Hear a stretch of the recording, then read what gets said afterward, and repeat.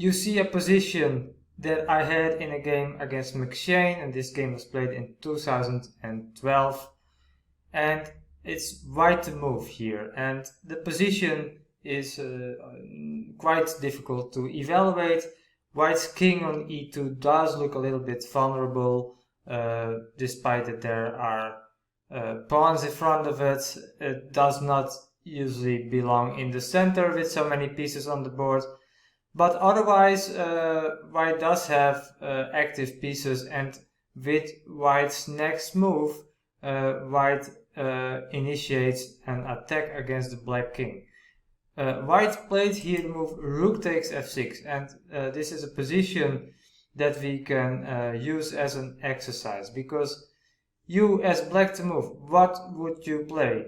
Would you automatically recapture on f6, or try to find another move? So think for a bit, press the pause button, and if you find the solution, then you can come back to the video.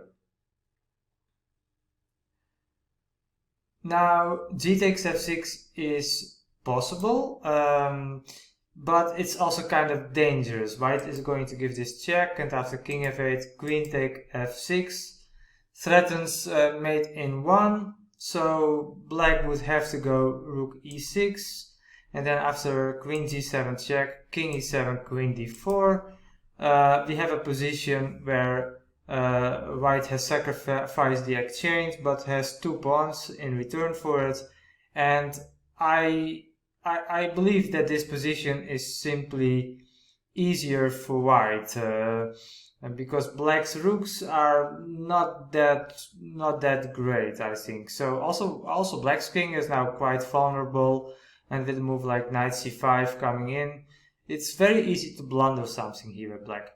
However, after rook takes f6, you should understand that recapturing is never forced. Yes, I mean, it can be forced, but we should try to see if there are other moves as well. Too often I see slightly inexperienced players just automatically recapture, and I think you shouldn't do that if you want to improve as a player.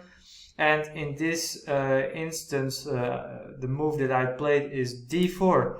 So I'm not recapturing the on f6, but I am targeting white's king now. I hope to open up the e-file with a move like d take e3. Note that a move like e4 doesn't help, because in that case I can just go rook takes e4, since the pawn on f3 is pinned. So after d4, white now has to move the rook, and in such a way that it can help in the defense against the attack. And the move played by white, rook f4, is absolutely possible, but I think it's not the safest way to navigate to a draw. Probably the easiest was to go rook c6, and then after d takes e3 to offer the exchange of rooks with rook c8. Then black should take on f2, and after king f2, queen h4, black doesn't have enough pieces to play for checkmate, mostly because rook e2 doesn't work, because then white can just take on e2 with a queen, since the rook on e8 is pinned. So after queen g5 check, what we are seeing is a perpetual. So rook c6 was the easiest way to play, but maybe my opponent was still playing for a win with the move rook f4, although this was kind of risky, also considering the time situation, the clock situation during the game, because my opponent had less than 10 minutes to reach move 40.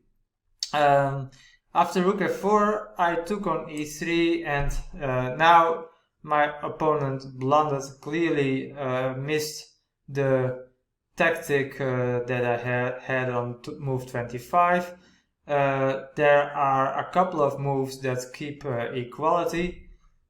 Queen c4 is a good move, although somewhat hard to understand why this keeps the equality. H4 is another way to keep equality, or equality. It's simply pretty difficult. I can take on f2, but I think the move queen d5 is quite clever, threatening to give a check on d2 that would result in a quick mate.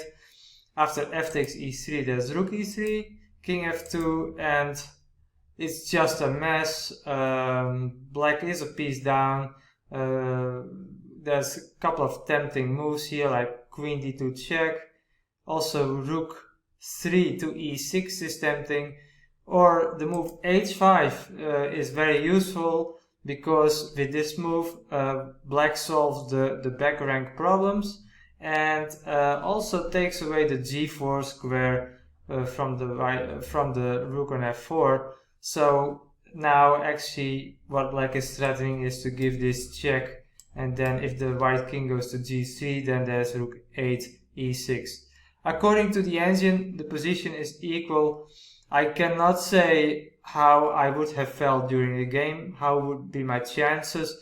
Actually, after the move d4, I was pretty optimistic, but yeah, I analyzed this game very thoroughly, and yeah, now I came to understand that white actually has quite a lot of ways to defend, and not so sure which side actually is easier to play, if it's white or black. So probably after rook f4 d e3, if my opponent would have found the move h4, all results were still possible. But after queen d3, yeah, I had this very nice trick. I took on f2, and after king takes f2, this position is a nice exercise. How should black continue the attack? You can think for a bit.